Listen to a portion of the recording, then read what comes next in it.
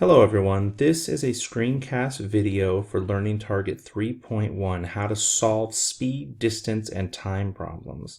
I'll direct your attention to the upper right hand corner where you will find 4 steps, and those 4 steps will allow you to follow along with me and be able to solve these problems any time that you want. First thing we're going to do is identify the variables given in the problem itself. So step 1, I'm going to write out S, D, and T, and then I'm going to circle the 2 variables that it gives us. So if we have to go ahead and read it, if a crab has to travel 200 meters, there's one of them, to its mating ground, and it has 2 hours, there's another one, before mating season is over, what is the minimum speed the crab must travel to make it in time? Okay, so I have 2 variables here. 200 meters is definitely distance because of this unit meters, and then hours is a unit of time, so it must give us time, which means we're solving for speed. Step 2 is going to be to select and write the equation. So I'm going to select the one with speed isolated, so speed equals distance over time.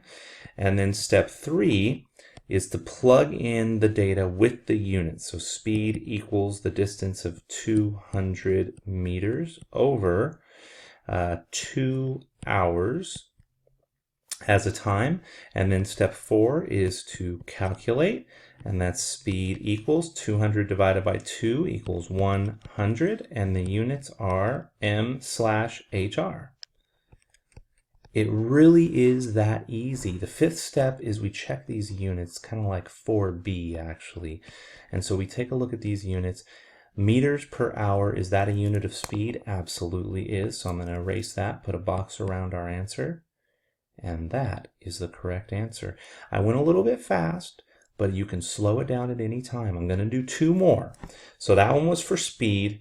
Let's try one for distance. Again, we're going to start with the same step. Step 1, identify the variables given.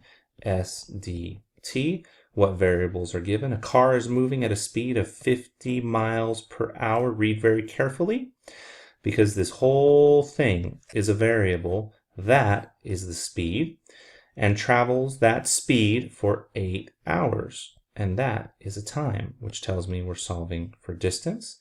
Step 2, I'm going to go ahead and write the equation. Distance equals speed multiplied by time. And you can see I'm writing a little smaller. This one takes up more space. Step 3 is to go ahead and plug that in. Distance equals the speed is 50, and I'm going to change this to miles per hour. So I didn't change it, I just changed how it was written. And 8 hours. And then I'm going to need to multiply that for step 4. So 50 times 8 gives us a distance of 400. But 400 what? Well, I have miles per hour and hours, so the hours cancel and I'm left with miles. And then I always have my double check here. Is this a unit of distance, which is what we're solving for? The answer is yes. So our answer is distance equals 400 miles. That's how far the car travels in that time. So let's go ahead and try one more. Once again, following the exact same steps. Step 1, identify the variables. S, D, T, speed, distance, and time. Let's see what it gives us. If a sprinter can run at a maximum speed of 10 meters per second, there's 1, that is a speed, and is running the 100-meter dash, that is a distance, what will their finishing time be? So another little clue for what I'm solving there. Step 2, go ahead and write that equation. Time, if I look, equals distance over speed. And step 3 is to plug in the data with units. So time equals the distance of 100 meters. Be careful, even though the speed comes first in the problem, doesn't mean that it necessarily goes on the top in the equation. So I'm going to put this 10 meters per second underneath, and then I'm going to divide 100 by 10, and that gives me a time of 10, but 10 what? Well, if I look for like units, I see that the m's can cancel and give me seconds. And then once again, I ask myself, are those units of time like we're looking for? The answer again is yes. And we have our answer. time is 10 seconds. That's how long it should take the sprinter to run that distance. This is how you solve speed, distance, and time problems. If you have any questions, try to rewatch the video.